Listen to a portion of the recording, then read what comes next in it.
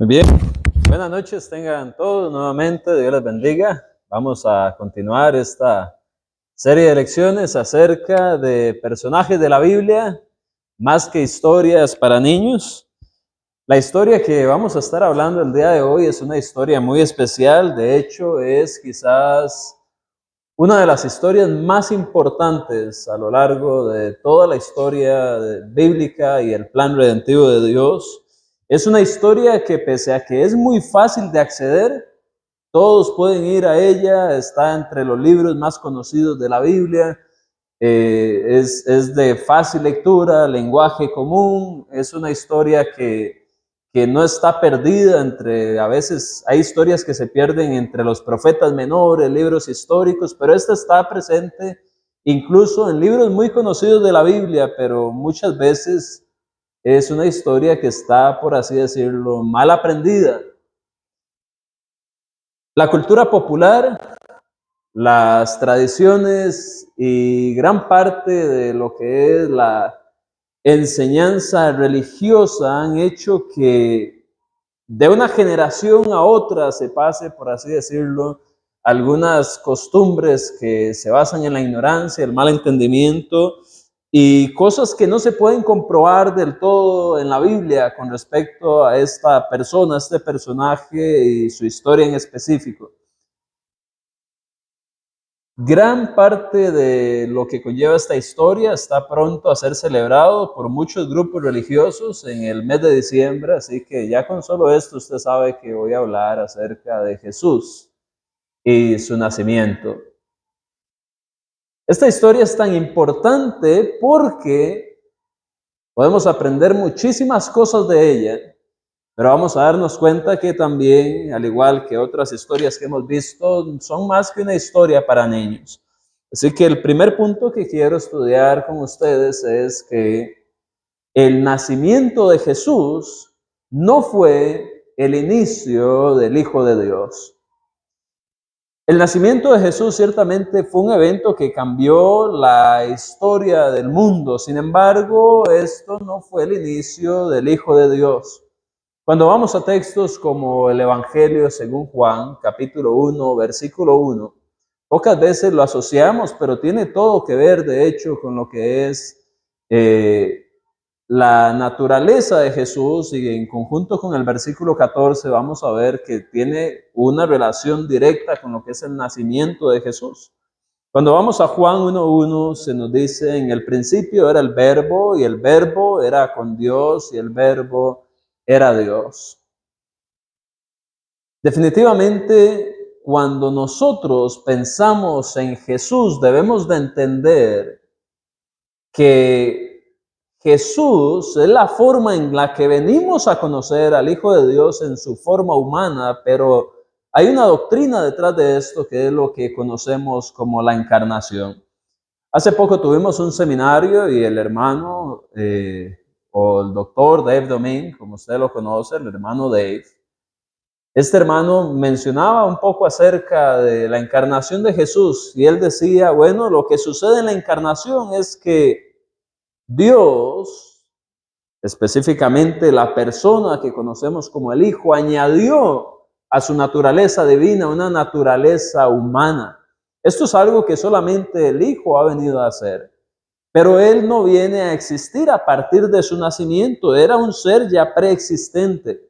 Cuando nosotros vemos en Juan 1.1 que se le llama el verbo anterior a su estado físico humano, anterior a la encarnación, se le llama el verbo en las versiones en español, en el idioma original, el griego koiné, se le conoce como el logos. Se nos muestra que Él estaba incluso desde antes de su nacimiento, en el principio de la creación. Y el verbo que se utiliza no es un verbo que muestra que Él estaba en ese momento del principio y que empezó a existir, sino más bien su existencia era continua y en el principio Él ya estaba ahí. Y en el mismo texto se nos muestra su cohabitación, su relación directa con Dios. Generalmente este Dios que se menciona en Juan 1.1 se le atribuye con el Padre. pero pudiera tener una relación perfectamente también con el Espíritu Santo, que es Dios. Simplemente se nos dice, en el principio era el Verbo y el Verbo era con Dios. Aún así, digamos que era el Padre. Esto viene a mostrarnos la pluralidad de personas en la naturaleza de Dios. Sin embargo, comparte una sola naturaleza divina, una sola sustancia, una sola imagen divina. Y este verbo o este logos tiene además la característica de ser Dios, porque dice el verbo era con Dios y el verbo era Dios. Cuando nosotros vemos la palabra Dios en la versión en español, la Reina Valera usualmente, que es la que usamos, debemos de entender que las dos veces que se usa esta palabra Dios se usa de forma distinta. La primera es como un sustantivo en el cual se está mencionando que el verbo estaba con Dios, siendo Dios un sustantivo, y luego viene y se menciona que el verbo era Dios. Ahora aquí está calificando al verbo. Así que lo que está haciendo la segunda mención de Dios es la atribución de toda la naturaleza divina en el verbo o el logos. Y esto es muy importante. ¿Por qué? Porque cuando hablamos del nacimiento de Jesús, muchas veces se ha llegado a pensar en que María es la madre de Dios. Y así le llaman muchos María, la madre de Dios. Pero es imposible para Dios tener madre. María es la madre de Jesús. Es imposible para un ser eterno, es decir, Dios, lo cual era el verbo, tener una madre. Porque si Dios tuviera una madre, no podría ser Dios. Dentro de la lógica es imposible que un ser venga a ser creado por un ser que existe hasta después. O es imposible para un ser, nacer de otro ser cuya existencia cronológicamente es más tardía, como en el caso de María. Así que María, pese a ser la madre de Jesús, es imposible que venga a ser la madre de Dios. ¿Por qué? Por el punto que estamos hablando. El nacimiento de Jesús no es el inicio del Hijo de Dios. Vamos a encontrar en Juan capítulo 1, 14, que este es un texto que habla directamente acerca del nacimiento de Jesús. Casi siempre cuando pensamos en el nacimiento de Jesús, nosotros pensamos, Lucas capítulo 1 y capítulo 2, Mateo capítulo 1, capítulo 2. Bueno, debemos de entender que el nacimiento de Jesús se explica también en Juan capítulo 1, 14 de una manera así más elaborada, porque dice, y aquel verbo fue hecho carne y habitó entre nosotros. Entonces, cuando se nos dice que aquel verbo fue hecho carne, es esta doctrina que acabo de mencionar hace poco, precisamente la doctrina de la encarnación. Y cuando decimos que el verbo se hizo carne, es paralelo a lo que nosotros leemos en Mateo capítulo 1, versículo 18. Vamos a Mateo 1, 18. Juan nos dice, aquel verbo fue hecho carne. Vea lo que dice Mateo 1, 18. El nacimiento de Jesucristo fue así. Estando desposada María, su madre, con José, antes que se juntasen, se halló que había concebido del Espíritu Santo. El momento en el que María concibe del Espíritu Santo, el momento en que María queda embarazada por la obra milagrosa del Espíritu Santo, y Jesús viene a tomar esta forma física que es algo milimétrico, algo miniatura. Estamos hablando de las primeras etapas de embarazo. Día 1 de embarazo. ¿Cuánto mide un bebé en el día 1? Bueno, es algo microscópico, es algo muy pequeño. ¿Por qué? Porque se trata de células, y en el caso, de María fue un embarazo que fue virginal, fue milagroso por la obra del Espíritu Santo. Pero el hecho de que fuera milagroso no viene a quitar que Jesús está siendo encarnado, como lo dice Juan 1:14, en este ser, en este bebé tan pequeño. Así que desde el día 1 debemos de considerar la encarnación de Jesús. Así que cuando este verbo, como se le conoce en Juan 1, a este que luego se le viene a conocer como Jesús, la persona divina de Dios viene a participar también de una naturaleza humana. Y eso es muy interesante. Quiero que vayamos también a otro paralelo de este evento. Repito, cuando pensamos en el nacimiento de Jesús, también debemos de pensar en las etapas previas, que es el embarazo, por supuesto. Así que vamos a Lucas capítulo 1, versículo 43. Ayer estuvimos hablando un poco de esto en un estudio bíblico que tuvimos en la casa. Y vamos a encontrar que aquí también se habla acerca de esta preexistencia de Jesús y cómo luego sucede la encarnación y luego el embarazo. Estamos hablando, nuestro punto es, el nacimiento de Jesús no significa el inicio del Hijo de Dios. Cuando vemos Juan 1:1, el Hijo de Dios o el Verbo existía antes de su encarnación. Cuando vemos estos otros versículos, aún es antes del nacimiento, es en los periodos de embarazo, pero aún así, antes del nacimiento sigue existiendo el Hijo de Dios. No marca el inicio. Muchas veces llegamos a ignorar las etapas de gestación de Jesús. Claro, no se dan muchos detalles, pero esos 9 meses sucedieron. Entonces vea lo que sucede en Lucas capítulo 1, versículo 43. Es muy interesante. Dice, está hablando Elizabeth, la madre de Juan, el que posteriormente se le conoce como Juan el Bautizador o Juan el Bautista, como le quiera llamar.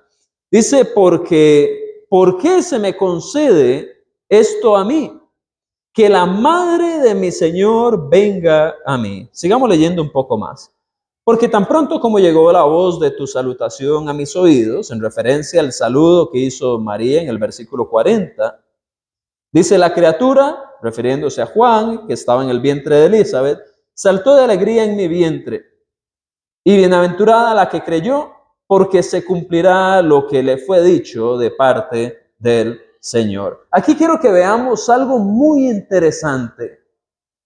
Y es que estamos en una sociedad que necesita entender esto de una mejor manera.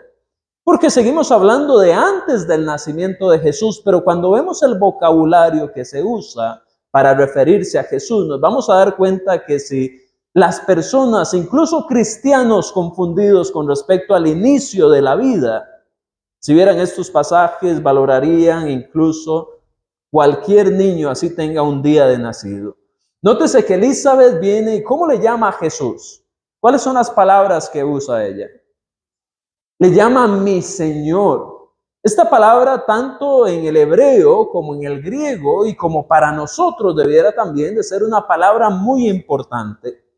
Porque la palabra Señor, Kurios en griego y Adonai en hebreo, era una palabra que denotaba y denota incluso hoy en día señorío, autoridad, gobierno sobre algo que le pertenece. Y en otras palabras, Elizabeth está reconociendo que ese niño que tiene pocos días de estarse gestando es precisamente una persona. Si usted ve el versículo 39, dice, en aquellos días levantándose María fue deprisa a la montaña, una ciudad de Judá, y entró en la casa de Zacarías y saludó a Elizabeth. Es decir, esto sucede pocos días en un periodo muy cercano después de que el ángel, en los versículos anteriores, del 26 al 38, viene y le da a María el anuncio acerca de su embarazo. María tenía unos días de haber estado embarazada. Eso seguía siendo una miniatura de ser humano, pero era un ser humano. Y ella le da la dignidad de llamarle mi Señor, la madre de mi Señor. Muchas veces hoy en día la gente quiere reducir la figura de un niño y dice, no, es que ese es un feto, eso es un cigoto, y utilizan el lenguaje médico o científico para decir, no, eso aún todavía no es considerado vida. Empieza a hacer vida después de los 6 meses, después de los 8 meses. Incluso 2 meses antes del nacimiento, todavía se puede abortar, dicen algunos. O si no ha salido del vientre de la madre, todavía no es vida humana. Pero vea lo que pasa aquí. Elizabeth le está reconociendo como su Señor. Y esto no es un niño que tenía meses, tenía días de estar en estado de gestación. Y ella le llama mi Señor. Este era un título muy importante. Tanto así que usted se va a dar cuenta que en el Antiguo Testamento, cada vez que aparecía la palabra Jehová, o la que traducen al español como Jehová, no sabemos exactamente el nombre, cómo sonaba exactamente. Los judíos consideraban el nombre de Dios tan importante, de tanta reverencia, que en vez de pronunciar el nombre de Dios, ellos lo que decían era Adonai. De hecho, la palabra Jehová está compuesto entre las vocales de Adonai y las consonantes que aparecían en el nombre de Dios.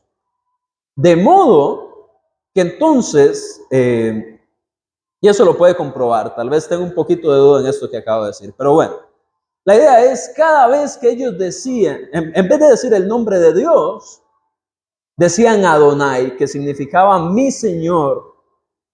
Este era un título que se le daba a Dios, y aquí Elizabeth está reconociendo a Jesús como su Señor, lo cual no solamente lo pone como su Dios, como el Señor de su vida, como a quien ella se somete como sierva, sino que además le da una dignidad humana a Jesús a los pocos días de haber iniciado su gestación. Esto es muy importante en una cultura en la que hoy en día las personas se hacen llamar pro aborto, y los que nos hacemos llamar pro vida tenemos problemas muchas veces en demostrar incluso a otros cristianos por qué y cuándo empieza la vida humana. Pero nótese que acá, en una etapa muy temprana, Jesús está recibiendo lo que es no solamente el reconocimiento de ser Dios, sino también se le está dando esta dignidad de ser un ser humano en el vientre de María de parte de Elizabeth. Y si usted los versículos 45 y 46, el término que se usó para mi Señor, en el versículo número 43, en el 45 y en el 46 se usa el mismo término para referirse a ¿quién? A Dios. Entonces vemos cómo es imposible, aunque María era la madre de este ser viviente que tenía en su vientre, no podía ser la madre de Dios. ¿Por qué? Porque no puede un ser proceder de otro que aún no existía. Y Dios existía mucho antes de María. Así que esto es algo bastante interesante. Tenemos otros textos donde se habla también acerca de la encarnación y la preexistencia de Jesús antes de su encarnación. Por ejemplo, cuando vamos a Filipenses capítulo 2, versículos del 5 al 7, el apóstol Pablo habla del evento paralelo a lo que es Mateo 1:18, Juan 1:14. Todos estos textos tienen que ver con el momento de la encarnación. Y exhortando a los filipenses, el apóstol Pablo viene y le dice a ellos: haya pues en vosotros el mismo sentir que hubo también en Cristo Jesús, el cual siendo en forma de Dios, no estimó el ser igual a Dios como cosa a que aferrarse. Y luego sigue explicando cómo más bien tomó forma de siervo y se hizo obediente hasta la muerte y muerte de cruz. Así que vemos cómo la preexistencia de Jesús también nos viene a servir como una imagen o como una demostración de Dios mismo, de su humildad, porque teniendo toda la gloria, todo su esplendor, toda la adoración de los ángeles, ninguna necesidad de pasar por este proceso que es la vida humana, Él decidió despojarse de aquello, no de su divinidad, porque Él era 100% Dios, 100% hombre, pero de todas sus comodidades, de toda su posición en los lugares celestiales para venir a ocupar un lugar, primero en un ser humano que inició midiendo algo microscópico. Durante 9 meses se gestó en María y luego nació. Así que estas son cosas muy importantes. Detrás de esos 9 meses y ese nacimiento y todo el proceso de la vida de Jesús, su preexistencia al nacimiento es muy importante porque, como vemos acá, viene a ser un ejemplo de humildad, de obediencia y de servicio a Dios. Muy bien. Vamos a pasar ahora que tenemos entendimiento de que el nacimiento de Jesús, ¿qué? ¿Estábamos hablando? No indica el inicio del Hijo de Dios. ¿Por qué? Porque Él es Dios, es eterno. Aún antes de nacer, Él fue un bebé en el vientre. Aún en días antes de nacer, se le dio toda esta cualidad humana, toda esta dignidad, estando a días de estarse gestando. Y aún estando en el vientre antes de nacer, se le llama Señor y se le atribuye como Dios de parte de Elizabeth. Así que el nacimiento de Jesús no marca el inicio del Hijo de Dios. No marca el inicio del verbo, de esta persona de la deidad que conocemos como el Hijo. Perdón. Ahora vamos a pasar al siguiente punto que quiero que estudiemos en esta noche. Casi digo, en esta mañana, en esta noche. El siguiente punto es que quiero que veamos que el nacimiento de Jesús no tiene una fecha precisa. De hecho, cuando nosotros queremos datar la fecha de Jesús, nos podemos dar cada vez más cuenta de lo equivocados que podemos estar y lo normalizado que se ha hecho el error en el mundo con respecto a la fecha del nacimiento de Jesús. Por ejemplo, nos podemos dar cuenta que Jesús nació en una fecha antes de Cristo. Así es. ¿Qué quiero decir con esto? Con que Jesús nació antes de Cristo. Bueno, nosotros vivimos en un calendario que se basa en antes y después de Cristo. Y cualquiera diría, fácil, Jesús nació en el 1 después de Cristo. Porque antes de Cristo no había Cristo. Bueno, vamos a darnos cuenta ahorita que alguien cometió un error para datar eso. Pero si queremos iniciar con la escritura, nos vamos a dar cuenta que esto es imposible. ¿Por qué? Porque cuando vamos a nuestros calendarios y queremos fechar las cosas, y vamos a Mateo capítulo 2, versículo 1, nos damos cuenta que el nacimiento de Jesús se dio en tiempos de Herodes el Grande. Este gobernador, conocido como Herodes el Grande, tiene una particularidad. Y es que Herodes el Grande murió aproximadamente en el 4 antes de Cristo. De manera que Jesús, si nació en tiempo de Herodes el Grande, tuvo que haber nacido por lo menos un poco antes de su muerte. Sin embargo, debemos de entender algunas cosas.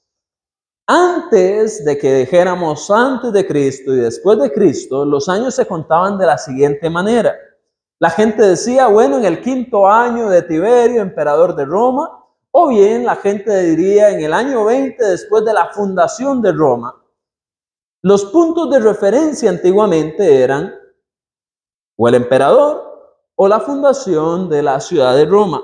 Sin embargo, en el siglo VI hubo un monje, un erudito matemático que se le encargó para que averiguara las fechas de las Pascuas y haciendo esta investigación llegó a calcular también el inicio de la vida de Cristo y dice, bueno, en vez de estar llevando las cuentas con respecto a lo que es los emperadores romanos que de por sí persiguen a los cristianos, mejor hagámoslo con respecto al nacimiento de Jesús. Así que él viene y toma todas las mejores herramientas que tiene en su momento al alcance y empieza a calcular y pues este hombre llamado Dionisio el Exiguo, pues es precisamente el que nos da el calendario que manejamos hoy en día. Sin embargo, cuando se hacen los cálculos y viendo precisamente la misma datación que la hace, vemos que Herodes el Grande queda en el 4 antes de Cristo y Cristo en el 1 después de Cristo, lo cual es algo erróneo. De hecho, vemos que no está el 0 después de Cristo o el 0 antes de Cristo, porque en la antigüedad todavía no tenían un concepto claro, al menos en esta cultura de este lugar, donde él pertenecía, allá en Europa, del número 0. Aunque parezca gracioso, el concepto del 0 es un concepto más reciente que incluso el calendario que nosotros usamos. Así que este hombre llamado Dionisio el Exiguo es el que en el siglo VI propuso ordenar el calendario de esta vez, pero él erró. Él erró. Así que si nosotros consideramos Mateo 2:16, por ejemplo, nos vamos a dar cuenta que qué es lo que hace Herodes cuando se da cuenta del nacimiento de Jesús, quizás preocupado por su poder, porque iba a venir el Mesías y tomar su trono, quién sabe. Vemos que en Mateo 2:16, Herodes, basado en la información que obtuvo de los magos o los sabios, como se les dice en algunas versiones, vemos que Herodes manda matar a los menores de 2 años, basándose en la información que recibió de los magos, como se le llama en la Reina Valera del 60. Quiere decir que si él mandó a matar a niños menores de 2 años, posiblemente ya Jesús tenía un poco menos que esto, por lo cual podríamos datar incluso, aunque sin certeza alguna, quizás él solo se tomó precauciones y mató niños mayores, lo cual fue un hecho muy desastroso, claro, y nada bello de recordar. Pero él consideró 2 años, es decir, aún cabe la posibilidad de que, aunque él murió en el 4 antes de Cristo, Jesús hubiera nacido aún antes del 4 antes de Cristo. Así que no nos sorprendamos si algún día nos damos cuenta que realmente estamos no en el 2024, sino en el 2028, quizás 2029, o pudiera ser incluso el 2030 si datáramos bien la fecha de Cristo. Pero no sabemos. Así que sigan en el 2024, no se confíen en sus recibos y diga, bueno, todavía no me toca pagar aquellas cuotas, ¿verdad? O algo así. No trate de hacerse el más vivillo, ¿verdad? De lo que puede ser. Así que definitivamente no hay una precisión en lo que es la fecha. Entonces, ¿de dónde surge el 25 de diciembre? Mucha gente dice hoy en día y repiten y aseguran, Jesús nació el 25 de diciembre. Bueno, vamos a darnos cuenta que es muy poco probable que Jesús haya nacido el 25 de diciembre. Primero les voy a decir por qué no pudo ser el caso. Después les voy a decir una teoría de cuándo más o menos podríamos usar la Biblia para llegar a algunas fechas. Y después les voy a decir de dónde surge el 25 de diciembre como tal. ¿Ok? Recuerde, el punto que estamos viendo es, no hay una fecha precisa para el nacimiento de Jesús. Con respecto al 25 de diciembre, no pudo haber sido en diciembre porque cuando vamos a Lucas capítulo 2, versículos del 1 al 2, usted se va a dar cuenta que cuando esto sucede, se va a hacer un censo. De hecho, los padres de Jesús tienen que viajar a Belén, donde Jesús nace, a causa de un censo que manda hacer el gobernador. ¿Y qué periodo de tiempo más absurdo o más poco conveniente para hacer un censo que el momento del invierno? El invierno no es un buen momento. ¿Por qué? Porque la gente tiene que viajar y toparse con nieve, toparse con heladas, toparse con todas las cosas que el invierno viene a representar en estas culturas donde el invierno es fuerte. No era nada conveniente para hacer los censos. Así que ese es un punto en contra cuando vemos Lucas 2, 1 y 2. También cuando vemos Lucas capítulo 2, versículo 8, nos damos cuenta de otro elemento. Y es que cuando Jesús estaba cercano a su nacimiento, o en el día de su nacimiento, no sé exactamente, en Lucas 2:8 vemos que habían pastores cuidando sus rebaños a las afueras durante la noche. Y a estos pastores se les aparece un ángel y les da la señal de un niño envuelto en pañales, en un pesebre, etc. Pero, ¿usted cree que en un invierno donde nieva, donde hay heladas, donde todo esto sucede, en medio de la noche van a estar los pastores afuera en el campo? Definitivamente no. Para nosotros que no conocemos esos climas tan fuertes, seguro diríamos, bueno, ¿por qué no? ¿Qué tan malo puede ser eso? Bueno, en aquel entonces no tenían esas suetas tan elaboradas y tecnológicas que usamos hoy en día o que tenemos a la disposición hoy en día. Y pues ellos se cubrían, por supuesto, tenían sus formas, pero no era nada cómodo estar afuera. Esos son fríos que quienes los experimentan dicen, ese dolor se va hasta los huesos. Pregúntele a la hermana Priscila o al hermano Roy, tal vez, que han experimentado en alguna calidad este tipo de fríos bajo cero. Son dolores y cosas bastante frías, muy complejas. Así que usted no va a estar cómodamente cuidando sus rebaños en medio invierno. Estos datos que nos da Lucas 2.8 es evidencia en contra de la fecha del 25 de diciembre. Ahora bien, ¿por qué surge el 25 de diciembre?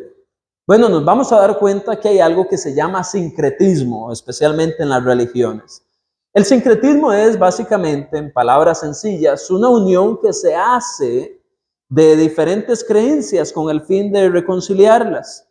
Entonces, en el caso del sincretismo, sucedió que en alguna edad o en alguna época muy temprana de la Iglesia católica, bajo el Imperio Romano, ellos vienen y para reconciliar esta religión que estaban tratando de hacer popular para, obviamente, influencias de poder, influencias de diferentes tipos, o incluso quizás algunos cristianos no muy confundidos y no bases muy fuertes, ellos vienen y aceptan una tradición que normalmente tenían los romanos en la época de diciembre.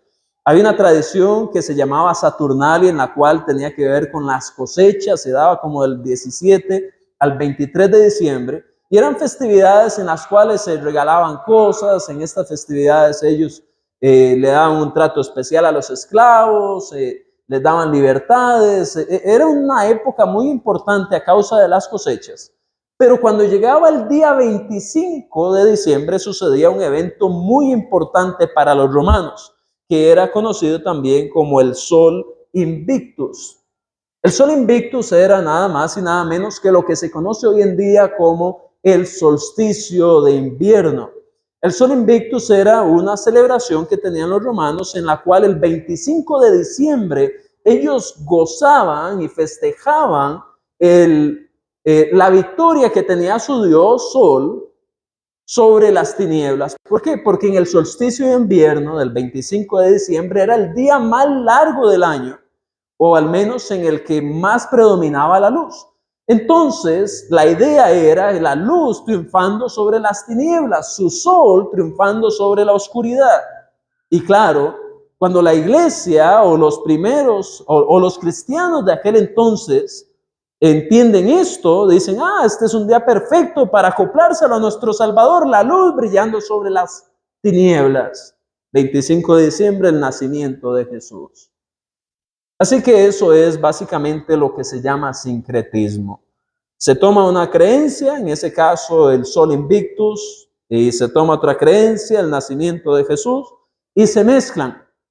Y de esa manera llegamos a obtener, ya por tradición de muchísimos cientos de años, esto que es el 25 de diciembre, en la cual usted, bueno, esta no es una clase de ética para decir si se puede celebrar, no se puede celebrar, por qué se puede celebrar, cuándo no se puede celebrar, todas estas cosas, si se puede comer el tamal o no se puede comer el tamal, esa es otra clase. Pero sí le puedo decir, el 25 de diciembre no hay nada religioso, no hay ninguna celebración religiosa relacionada con Jesús que usted y yo podamos hacer bajo la aprobación de Dios. En el sentido de que Colosenses 3:17 nos dice que hagamos todo, sea de palabra o de hecho, en el nombre de Jesús. Y no podemos celebrar el nacimiento de Jesús en el nombre de Jesús un 25 de diciembre porque no tenemos ningún fundamento, ninguna base escritural que nos ayude a creer algo como eso. Ya sabemos entonces que no tenemos una precisión para dar la fecha del nacimiento de Jesús. Ahora bien, ¿qué sí podemos decir? ¿Qué sí podemos calcular? Voy a ser enfático en esto. Esto es una creencia, es una probabilidad. Usted no vaya y diga después, ay, Andrés me dijo que Jesús nació entre este mes y este otro. ¿Por qué? Porque es una probabilidad. Aún así, para que no se hagan muchas ilusiones, no le puedo dar un día exacto. Es más, ni siquiera un mes exacto. Así que no se preocupe. Algunas probabilidades, dirían algunos, es que pudo haber sido durante la primavera, es decir, entre marzo y abril. Sin embargo, la evidencia más fuerte se inclina hacia el otoño, es decir, entre septiembre y octubre. ¿Por qué? Porque estas dos temporadas del año, tanto la primavera como el otoño, son las más probables en las que los pastores estarían en el campo. Pero ¿por qué estoy diciendo que es más probable que fuera durante septiembre, octubre? Bueno, algunos han tomado el atrevimiento, la osadía o quién sabe esa inteligencia, no sé cómo usted quiera llamarle, para hacer cálculos con datos que hay en la Biblia. Por ejemplo, cuando usted va al Evangelio de Lucas, capítulo 1, versículo 5, se va a dar cuenta que Zacarías, el papá de Juan, el bautizador o el bautista, tenía funciones asignadas para servir en el templo. Él era sacerdote. Así que cuando usted estudia la escritura, tiene más o menos cómo calcular cuándo esto se daba. Entonces, si usted calcula más o menos cuándo Elizabeth quedó embarazada, y usted cuenta 9 meses, y luego se le da el dato por ahí que Jesús era 6 meses menor que Juan, entonces usted puede más o menos calcular. Así que le voy a explicar más o menos cómo va eso. Zacarías en Lucas 1, 5 y 1, 9 se nos dice algunos datos importantes. Por ejemplo, que él era de la clase de Abías y que estaba en servicio cuando se le anuncia el nacimiento de su hijo. Cuando vamos al primer libro de Crónicas, capítulo 24, versículo 10, vamos a darnos cuenta que habían 24 clases sacerdotales. Y la clase de Abías, a la cual pertenecía Zacarías, estaba en la posición número 8. De modo que las 24 clases sacerdotales a lo largo del año se iban a ir turnando el momento en el cual les tocaba servir. Entonces, sabiendo que estas clases sacerdotales iniciaban en el mes de Nisan, que es entre marzo y abril más o menos, entonces empezaba la primera clase sacerdotal, luego la segunda, tercera, cuarta, quinta, así hasta llegar a la octava, que era la de Abías, a la cual pertenecía Zacarías. Se cree que aproximadamente 2 veces al año estas clases sacerdotales iban a servir en el templo y todas iban a servir juntas en tiempos de las festividades principales de los judíos. Ahora usted me dice, Andrés, pero ¿usted cómo sabe esto? Bueno, pues en realidad no es una información bíblica, es una información histórica la que yo le estoy mencionando.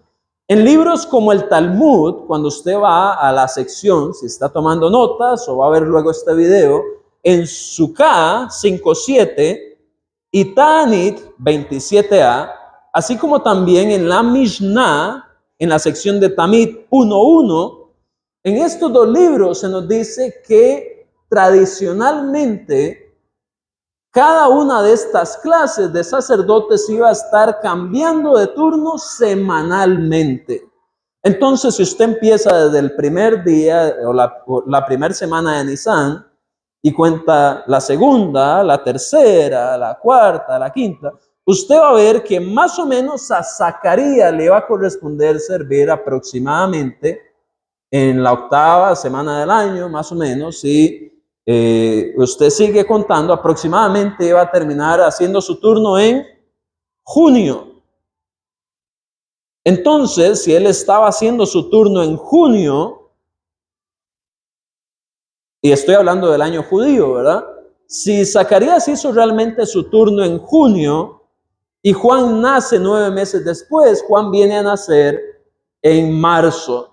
Pero en Lucas 1.26 se nos dice que Juan el Bautista era 6 meses mayor con respecto a Jesús. Así que usted lo que hace es sumarle 6 meses más. Y esto le va a dar aproximadamente septiembre u octubre. Repito, esto no es una doctrina, no es una cuestión para hacer, para tomar ningún día o tomar ningún mes. Esto es una probabilidad basándose en datos que la Biblia nos da. Aún así no sabemos si fue septiembre o fue octubre, pero usted tiene un dato por lo menos para calcular de alguna forma cuándo pudo haber sido. Lo que sí le voy a decir es la forma en la que Dios nos dice la fecha, sin estar calculando. Cuando usted va a Gálatas capítulo 4, versículo 4 y 5, usted se va a dar cuenta que nuestro Señor inspira a Pablo por el Espíritu Santo y escribe: mas cuando vino el cumplimiento del tiempo, Dios envió a su Hijo nacido de mujer y nacido bajo la ley. ¿A fin de qué? Bueno, si usted lee el texto, estoy parafraseando, a fin de redimir a los que estaban bajo la ley y dar redención de hijos. Vamos a leer el texto mejor, para no estar parafraseando ahí todo chueco. Gálatas 4, 4 y 5. ¿Hay alguien que lo quiera leer? Gálatas 4, 4 y 5. Dice: pero cuando vino el cumplimiento del tiempo, Dios envió a su Hijo, nacido de mujer y nacido bajo la ley, para que redimiese a los que estaban bajo la ley y a fin de que recibiésemos la adopción de hijos. Ese es el texto correcto. ¿Qué es lo que está haciendo Dios acá? Dios indica de una forma mucho más general el nacimiento o la encarnación de Jesús, porque Él dice: cuando vino el cumplimiento del tiempo, Dios envió a su Hijo. Esto es igual a María, quedó embarazada por el Espíritu Santo. Esto es igual a Jesús asumió una forma humana, o el Verbo asumió una forma humana, como en Juan 1:14. Pero en vez de enfatizar en una fecha, Dios está enfatizando la precisión de su llegada, el cumplimiento exacto del tiempo y también los beneficios espirituales que esta llegada viene a tener en el ser humano. El redimirnos, el sacarnos de la ley y darnos adopción de hijos. Así que a Dios no le interesa tanto que nosotros nos demos cuenta de cuándo fue el nacimiento de Jesús, pero sí que Él preparó todo un plan, todo un esquema de redención para que cuando se diera el cumplimiento del tiempo, es decir, que una serie de aspectos se alinearon todos juntos, aspectos geográficos, aspectos políticos, aspectos de lenguaje, aspectos culturales, aspectos religiosos, todo esto se alineó para que en el momento perfecto María quedara embarazada y luego naciera el Hijo de Dios. Dios nos muestra la precisión en su plan. Eso es lo que Él quiere que veamos. Dios nunca nos manda a celebrar un día en especial del nacimiento de Jesús, pero quiere que sepamos que ese nacimiento sucedió en el momento perfecto. No fue algo de chance, algo de probabilidades, de lotería. Dios en su omnisciencia, a través de su providencia, tanto natural como milagrosa, se aseguró de que cada cosa estuviera en su lugar al momento de la llegada de Jesús y que así pudiéramos tener la redención y la adopción y tener una relación cercana con Él. Por eso es tan importante el hecho de que nosotros sí celebramos consistentemente cada primer día de la semana, como lo indica Hechos capítulo 20, versículo 7, la cena del Señor. Porque es en la muerte, sepultura, resurrección, es en el Evangelio donde nosotros venimos a ver lo grande, lo esplendoroso, lo glorioso que es este plan de Dios, para que nosotros exaltemos y aceptemos a su Hijo como Señor, que viene y nos da acceso a una relación con Él, aspirando a una buena eternidad. Así que esto es parte de lo que podemos saber y pensar con respecto a la llegada de Jesús. Ya casi le voy a dar chance a Steven al final para un comentario. Él levantó la mano, yo lo vi, pero necesito avanzar por cuestiones de tiempo. Pero sí le voy a dar el chance para que opine. Igual cualquier otro que levante su mano. Vamos a ver un tercer punto en esta noche. Ya vimos el hecho de que el nacimiento de Jesús no indica el inicio de la existencia del Hijo de Dios. Ya vimos que no hay una precisión exacta con respecto a la fecha en que Jesús nace. Ahora vamos a ver algunas cuestiones, algunas imprecisiones relacionadas al nacimiento de Jesús. Es decir, ya sea por manera cultural o de forma religiosa, hay cosas que se han transmitido y la gente las da como verdad. Y a veces, seguro si usted le dijera, bueno, vea, se gana 10,000 colones y me responde esta pregunta, ellos van a responder esto que yo le voy a decir, y son cosas que no están en la Biblia. Así que vamos a ver algunas imprecisiones que la gente cree con respecto al nacimiento de Jesús. Por ejemplo, ¿quién ha escuchado acerca de los 3 reyes magos? Levante su mano si usted oyó de los 3 reyes magos, yo también. ¿Y eran 3 realmente?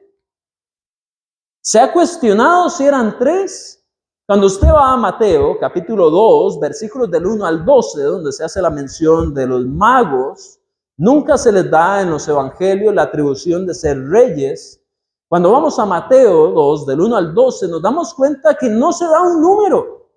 Pudieron haber sido 2, pudieron haber sido 5, pudieron haber sido 100. No sabemos cuántos reyes llegaron.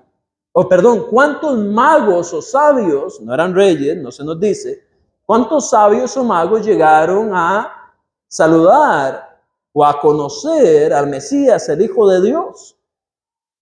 La Biblia les llama magos, no reyes, como les dije, pudieron haber sido 2 o más. Y lo que sí sabemos es que hubo una variedad de 3 regalos distintos. ¿Cuáles eran?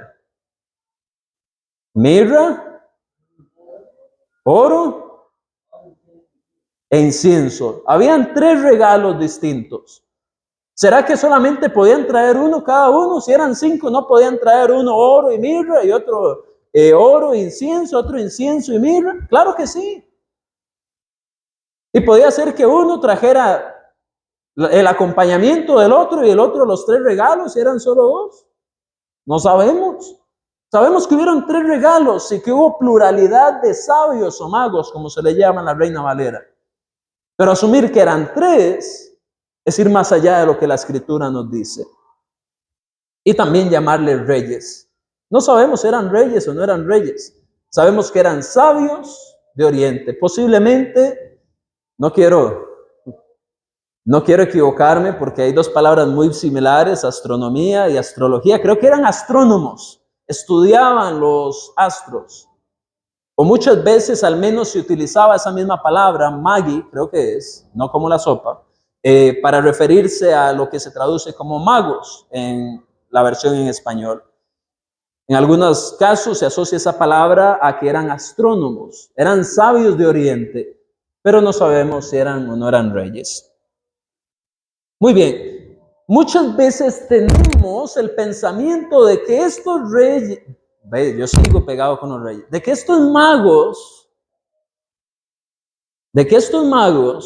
se llegaron a topar con los pastores el mismo día que Jesús nació. Pero cuando usted analiza Mateo 2:16, usted se da cuenta que estos magos o estos sabios llegaron ya fueran meses o incluso años después del nacimiento de Jesús. Los pastores sí estuvieron el día, según el relato de Lucas creo que es, sí estuvieron el día que Jesús nació. O recién nacido lo llegaron a ver. Pero cuando llegan estos sabios o magos, estos hombres no llegaron el mismo día que los pastores. ¿Y cómo muchas veces vemos las ilustraciones, los dibujos, las representaciones del nacimiento de Jesús? Ponen a los 3 magos en filita y ponen a los pastores juntos, pero históricamente eso no está así en la Biblia. Primero llegaron los pastores y tiempo después, según Mateo 2:16, llegaron los sabios o los magos. ¿Y cuáles eran los 2 animales que estaban el que Jesús nació en el pesebre? ¿Quién sabe? ¿Cuáles eran los dos animales que estaban cuando Jesús nació en el pesebre?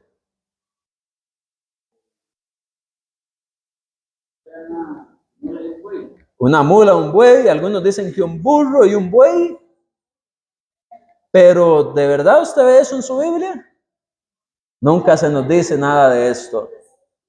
No sabemos si habían animales en este lugar, ni siquiera. Sabemos que Jesús fue puesto en un pesebre, pero quizás no habían animales y se puso en el pesebre. O quizás habían otros animales y Jesús se puso en el pesebre. Mi punto es, el buey y el burro o asno no son mencionados en la Biblia. Y algunos se pelean si el burro va a la izquierda o a la derecha. Eso no es nada. En primer lugar, cualquier representación física de esto con el objeto de orarle, pues viene a ser idolatría. Pero en segundo lugar, ni siquiera son mencionados en la Biblia. ¿Para qué tratar de ubicar? Así sea que usted esté haciendo una cuestión de arte, un dibujo, quiera simplemente reflexionar en cómo fue aquello. Si se está imaginando el buey y el asno, pues seguro cuando se tope con Dios allá en el cielo le podrá preguntar. Pero la Escritura no nos lo dice ni lo necesitamos para ser salvos. Muchas veces tenemos la imagen también de José y María llegando en carrera porque ya iban a nacer Jesús. Como que llegaron y tocaron la puerta y le dijeron, no hay campo, y vienen y los meten a donde está el pesebre y apenas llegan ya nace Jesús inmediatamente. Pero cuando usted va a la Escritura, usted lee Lucas capítulo 2, versículo 6, lo que se nos dice es que estando en Belén, llegaron los días en que se iba a dar el alumbramiento. De manera que ellos ya estaban en Belén.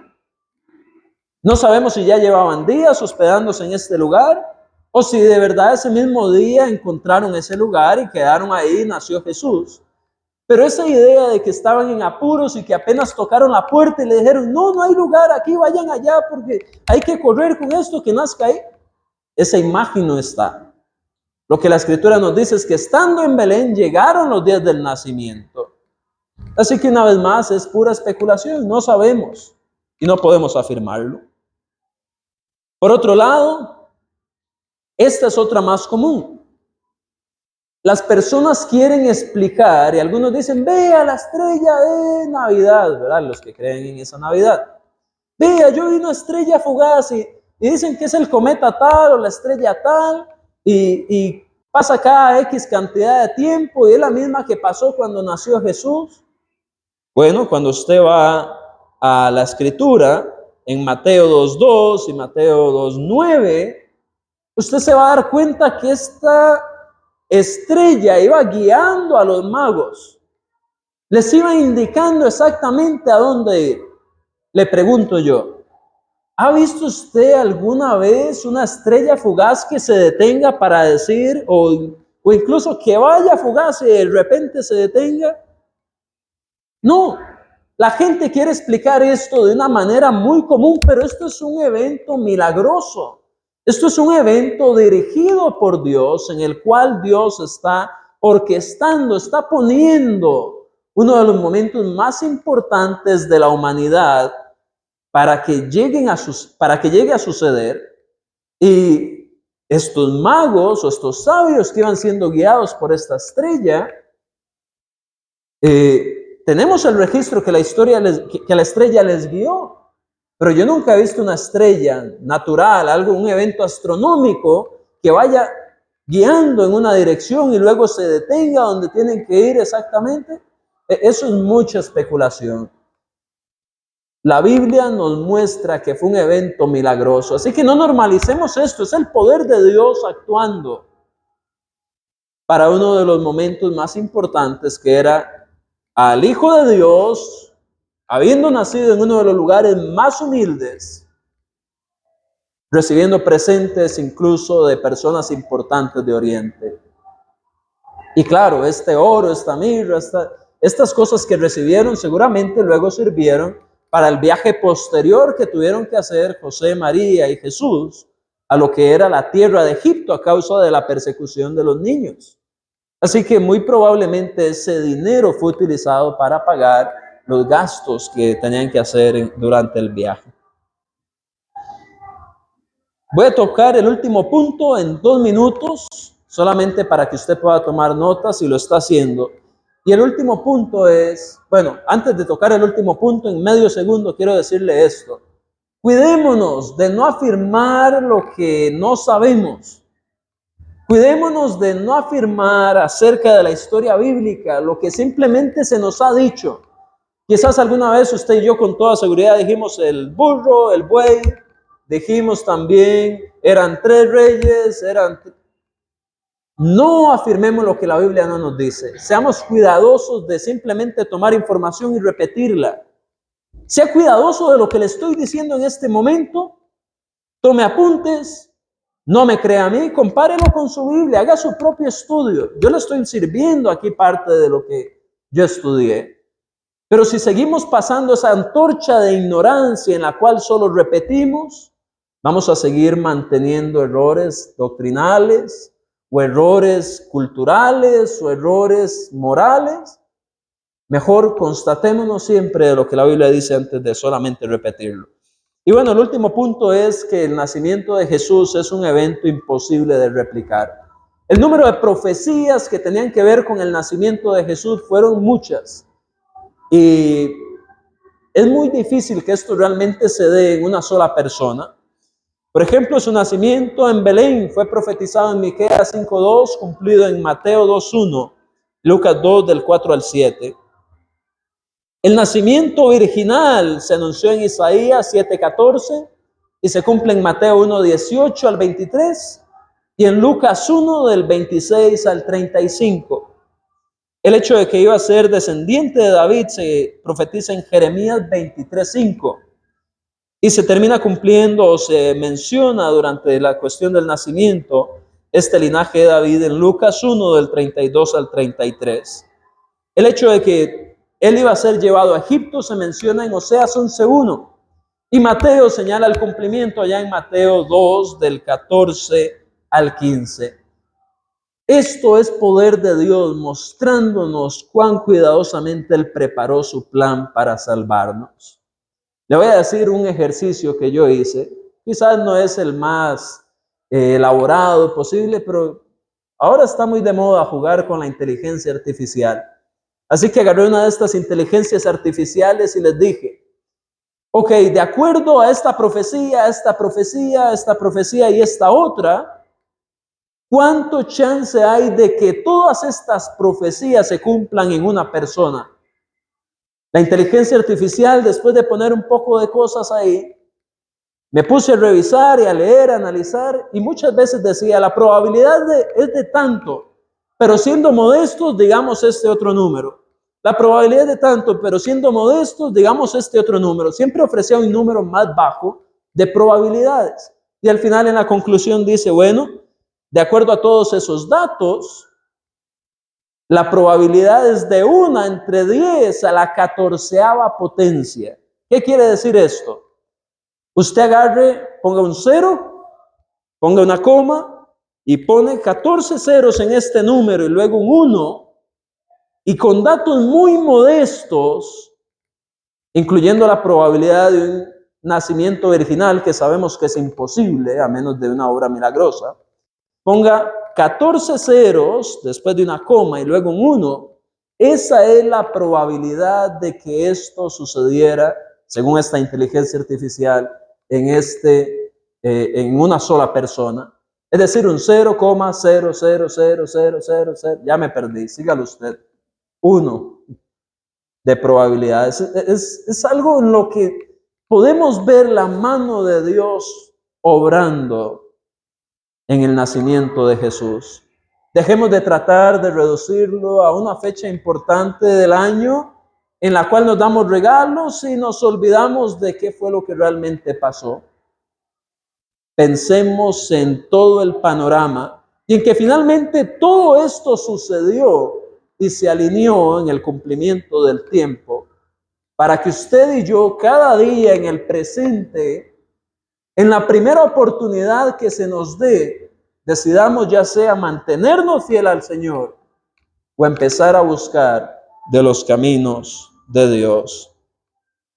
Así que en conclusión, seamos cuidadosos de nunca dejar de ver a el Hijo de Dios como Dios, reduciéndolo simplemente a un ser humano, como muchos lo han querido hacer, un buen maestro, un buen profeta. No, Él era Dios mucho antes de su encarnación. Debemos de recordar que debemos enseñar únicamente de Jesús lo que la Biblia enseña para ser buenos discípulos de Jesús. Debemos de ver este plan que Dios preparó para nuestra salvación.